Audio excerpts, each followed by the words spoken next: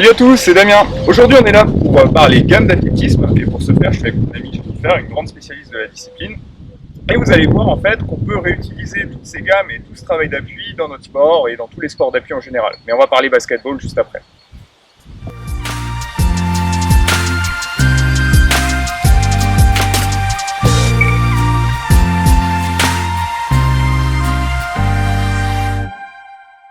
Lorsque l'on joue au basketball, les contraintes articulaires et musculaires, elles sont vraiment énormes.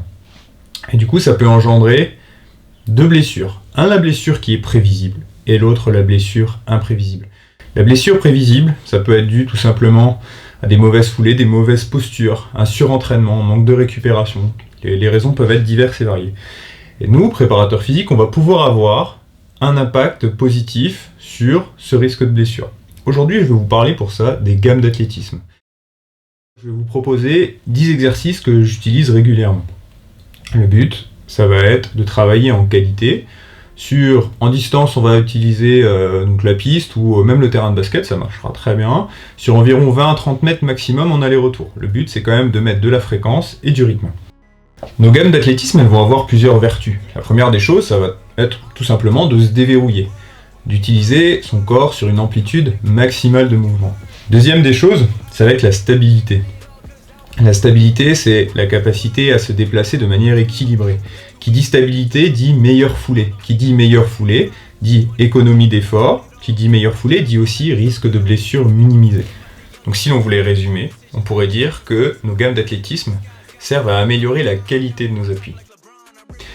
Premier des exercices que je vous propose, c'est le déroulé plantaire. Dans tous ces exercices-là, le but, ça va être de travailler avec un dos droit, de manière bien gainée. Sur le déroulé plantaire, on va tout simplement chercher à marcher sur une amplitude complète du pied. Donc on va attaquer par le talon, dérouler le pied et finir légèrement en déséquilibre sur la pointe du pied.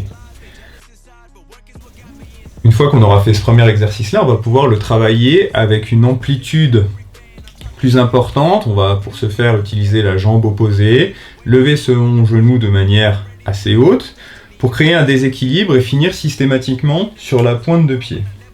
Attention juste à ne pas vouloir monter le genou trop haut pour ne pas cambrer le dos en fin de mouvement. Il faut trouver le juste milieu. On voit beaucoup au collège, lycée des exercices de talons-fesses, de genoux. Ici, ce qu'on vous propose, c'est plutôt de travailler de manière monolatérale. Ça va permettre de travailler la coordination, l'équilibre. Donc pour ce faire, on va travailler par exemple que sur talon-fesses d'un seul côté. L'autre jambe restera souple. Chose importante, sur tous ces mouvements-là, on a la coordination des bras. Systématiquement, quand on a le genou gauche devant, on a le bras droit qui est levé. C'est opposé à chaque fois. Sinon, ça fait un effet Robocop qui n'est pas naturel du tout.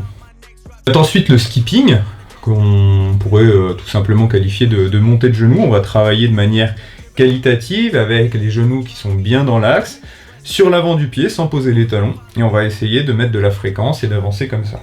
On va pouvoir faire une petite évolution, encore une fois avec un travail monolatéral, monter d'un seul genou d'un côté, avec la jambe tendue côté opposé. Il y a ensuite un exercice qui est plus dur qu'il n'y paraît, c'est le déroulé arrière. On va venir chercher à travailler sur une très grande amplitude, tout simplement pour chercher à avoir de meilleures sensations en termes d'équilibre. Et une fois que c'est fait, on va pouvoir le travailler de manière dynamique. Et là, si vous ne l'avez jamais fait, vous allez voir que c'est loin d'être évident au premier abord. Encore une fois, travailler de manière qualitative, travailler sur l'amplitude maximum des mouvements. N'oubliez pas la coordination avec vos bras. On va encore monter un petit peu en intensité. On va faire ce qu'on appelle des griffes. On va toujours être sur l'avant du pied, on va chercher à griffer légèrement le sol d'avant en arrière. Et après, ce qui est intéressant, c'est de coupler les derniers mètres avec une légère accélération en foulée classique. On monte tout doucement dans l'intensité. Ensuite, on va passer aux foulées bondissantes. Alors ce mouvement-là, on est presque sur du saut en longueur. Le but, ça va être d'avoir un effort qui est un petit peu plus intensif, un peu plus explosif. Le but, ça va être d'avoir une bonne réponse du pied dès qu'on retombe, de réexploser vers l'avant et le tout de manière très équilibrée. Ensuite, pour terminer notre petite routine, on va faire des accélérations en gardant à l'esprit tout ce qui a été fait au préalable, donc de bien courir sur l'avant du pied, la coordination avec les bras, l'équilibre et le gainage. Vous avez maintenant 10 exercices pour aller travailler soit sur le terrain de basket, soit sur la piste d'athlé. N'hésitez pas à me dire en commentaire ce que ça donne, si vous avez des difficultés ou si au contraire c'est très facile. Et évidemment, on a besoin de vous pour développer la chaîne, donc n'oubliez pas de cliquer sur s'abonner, activer les notifications pour être sûr d'avoir la prochaine vidéo. Et je vous dis à bientôt les amis. Allez, salut!